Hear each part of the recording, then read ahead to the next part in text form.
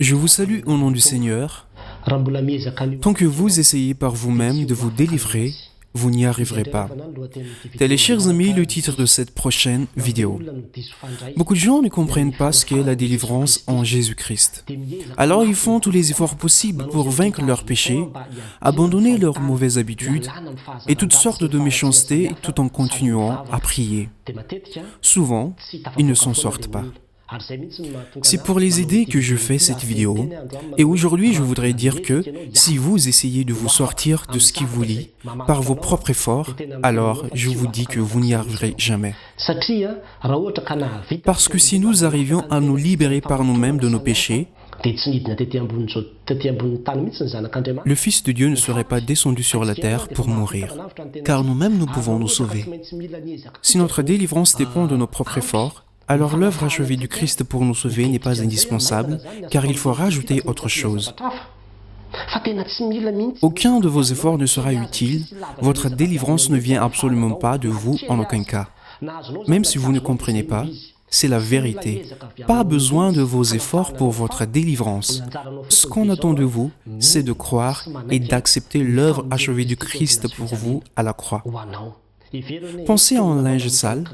Il l'est tellement que vous ne pouvez plus rien faire pour le nettoyer, car il n'y a aucun moyen pour enlever les taches dessus. Pareil pour nos péchés, seul le sang pourra les enlever.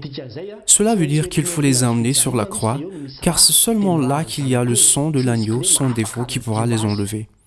Cela signifie que tous nos péchés ont déjà été crucifiés à la croix, ils ont été plongés dans le sang et le linge est nettoyé. Notre âme, c'est comme ce linge sale. Il n'y a aucun autre moyen pour purifier notre âme. Ces péchés ne sont rien d'autre que nos désirs et nos mauvais penchants. Ce sont nos propres désirs qui nous lient. Et seul le sang de Jésus-Christ est capable de nous en délivrer. Ce qui signifie que si vous acceptiez que vos désirs aient été crucifiés à la croix, vous les avez mis à la croix. Cela veut dire que Jésus-Christ est mort pour cela. Si vous êtes un menteur, alors Jésus-Christ est devenu un menteur à cause de vous. Et comme il a porté vos péchés, de ce fait, il est devenu un menteur. Si vous êtes adultère, Jésus-Christ lui aussi est devenu adultère. À cause de vous, il a porté lui-même vos péchés d'adultère. Il est devenu adultère, ainsi il est mort à cause de vos péchés. Jésus a accepté de devenir adultère par amour pour vous, afin que vous soyez purifiés et délivrés du péché d'adultère.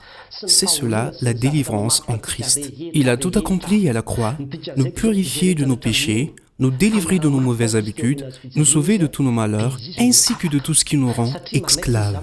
Ceux qui croient qu'ils sont morts avec Christ sur la croix, ce sont eux qui sont délivrés, car ils acceptent eux-mêmes que leurs péchés ont été crucifiés à la croix, alors ils sont morts du point de vue des péchés, et ça, c'est l'ancien moi. C'est pour cela que Paul a dit dans Galates 2:20, « Je suis crucifié avec Christ, et je ne vis plus, moi, mais Christ vit en moi. » Vous êtes devenu une nouvelle créature, et c'est cette nouvelle créature qui pourra faire la volonté de Dieu, car Christ vit en lui, l'aide à faire la volonté de Dieu. Auparavant, vous vous êtes battu pour vaincre les tentations, vous vous êtes battu pour vaincre les mauvaises habitudes, mais en vain. Et vous vous demandez, je ne fais rien alors? Vous ne ferez rien d'autre que d'accepter simplement le fait que vos péchés sont aussi morts avec Christ sur la croix. Et ainsi, vous en êtes délivrés. Vous croyez maintenant que vous êtes libre et devenu une nouvelle créature, parce que vous avez accepté par la prière faite avec foi que vous étiez mort avec le Christ sur la croix. Cela signifie que vous êtes délivrés, et en étant délivrés, le péché ne vit plus en vous. Vous serez alors justifié par votre foi. C'est ce que vous croyez qui arrivera dans votre vie, à condition que votre foi là-dessus reste inébranlable.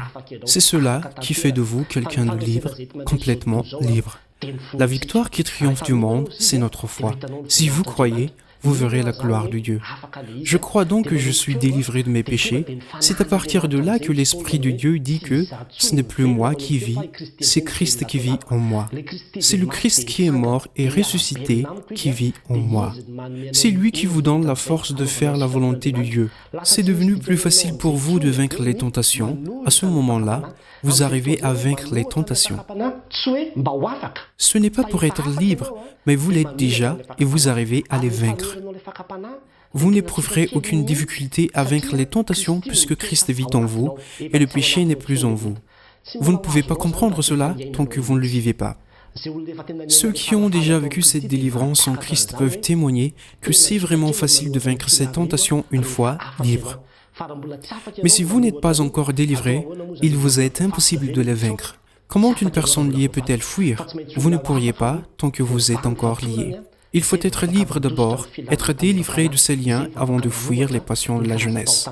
C'est seulement après que l'on peut vaincre toutes sortes de péchés. C'est impossible si on est encore lié. C'est pour cela que la parole de Dieu dit dans Romains 8:8 « Et ceux qui sont dans la chair ne peuvent plaire à Dieu ». Que si du moins l'Esprit de Dieu habite en vous, c'est l'Esprit de Christ qui nous ressuscite à une nouvelle vie. Il n'y a que lui comme solution pour nous délivrer. N'essayez pas par vous-même, car ce n'est pas votre mission. C'est celle de Jésus-Christ de vous délivrer.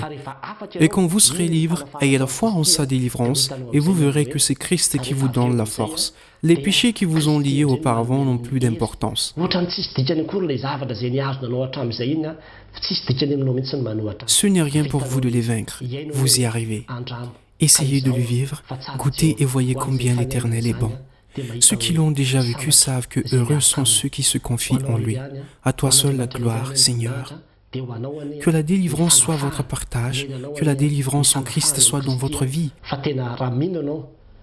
Si vous croyez réellement à l'œuvre de Dieu à la croix, ce ne sera pas seulement une théorie, mais une expérience merveilleuse dans votre vie.